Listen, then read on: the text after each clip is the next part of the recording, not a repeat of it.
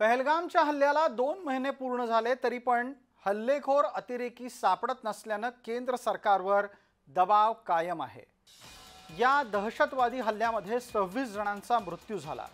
त्यामुळे राष्ट्रीय तपास यंत्रणांच्यासाठी सुद्धा या तपासाला अधिक वेगाने पूर्ण करणं आणि तो अधिक खोलवर नेणं गरजेचं ठरलंय।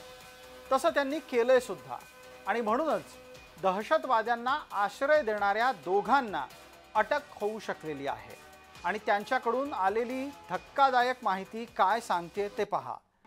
दहशतवाद्यांना स्थानिक काश्मीरींचा पाठिंबा पुराव्यानिशी उघड झालेला आहे आणि या निमित्तानं दोघांना अटक करण्यात आली आहे। काश्मीरी नागरिक परवेज अहमद जोधार आणि बशीर अहमद जोधार या दोघांना अटक करण्यात आली आहे।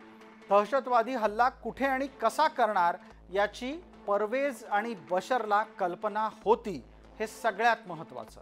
तसं असून सुद्धा या काश्मीरींनी दहशतवाद्यांना मदत केली, त्यांना हिल पार्कच्या आपल्या तात्पुरत्या झोपडीमध्ये आश्रयही दिला, अन्न पुरवठा सुद्धा केला, त्यांची काळजी घेतली। तीनही दहशतवादी लष्कर-ए तैयबाचे आणि पाकिस्तानचे नागरिक आहेत, हे अत्यंत महत्त्वाचं आहे।